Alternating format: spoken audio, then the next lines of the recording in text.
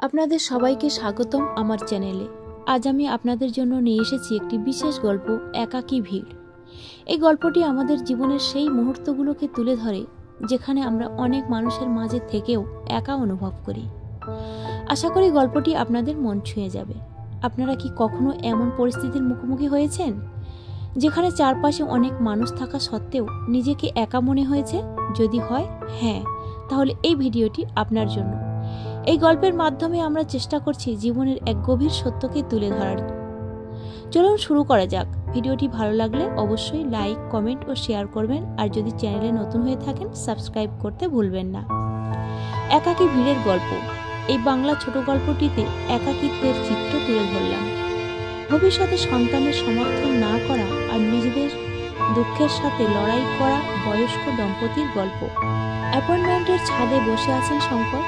জামার পকেট থেকে মোবাইল বের করে ছেলে অনিলকে ফোন দেন। হ্যালো। হ্যাঁ বাবা, বলো, কেমন আছো? ভালো আছি বাবা, কবে আসবে? ছেলে বলল, আসতে পারবো না, এখন অফিসে কাজের চাপ। কিছু টাকা পাঠিয়ে দিবি বাবা, খুব দরকার পড়েছে।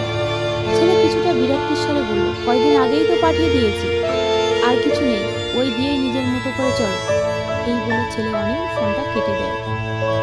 শঙ্কর তার স্ত্রীকে ডাক দেয়, তার পাশে বসতে বলে।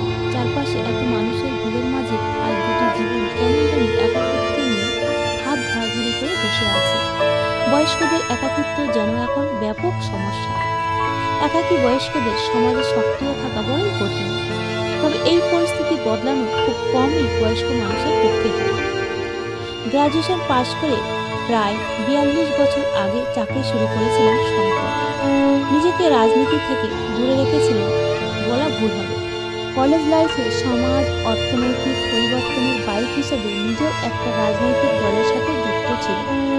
শঙ্করের মনে ছিল প্রচুর উদ্যম। সেই উদ্যম নিয়েই চাকরির সাথে বাড়ি থেকে বেরিয়েছিল। প্রায় 3-4 মাস পরে একটি বেসরকারি চাকরি তিনি পান, যার বেতন ছিল 4500 টাকা।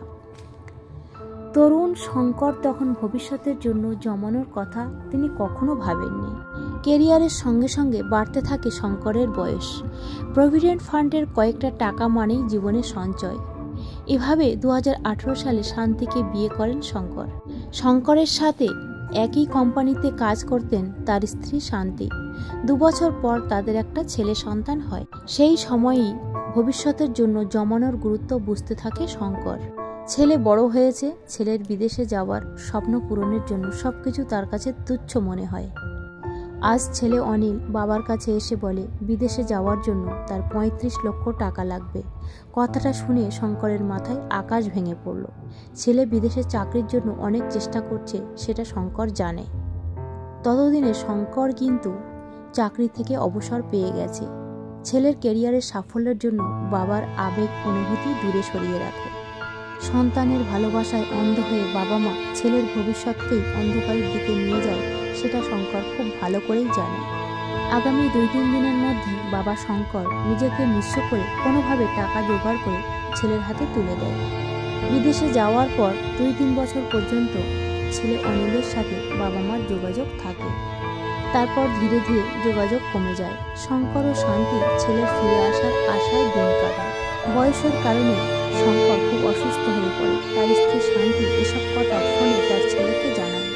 ওপাশ থেকে জবাব আসে, টাকা পাঠাচ্ছি, বাবাকে নিয়ে ডাক্তারের কাছে যাও, এখন আসতে পারবো না, ছেলের পরীক্ষা আছে। পাশাপাশি বসে আছে শঙ্কর ও শান্তি। আজ তাদের কাছে আছে শুধু পরস্পরের সঙ্গী হয়ে। কখন যে মেশিনটা কৃতদাস হয়ে গেছে সে নিজেই জানে না। আজ সব কিছু সক্রিয়, শুধু মানুষটাই অচল। জীবনের হিসাবে সহানুভূতি একেবারেই খুঁজে পাওয়া যায় না, শুধু টাকার হিসেবটাই ঠিক থাকে। আজ ভিড়ের মধ্যে একাকী পথ চলে মানুষ।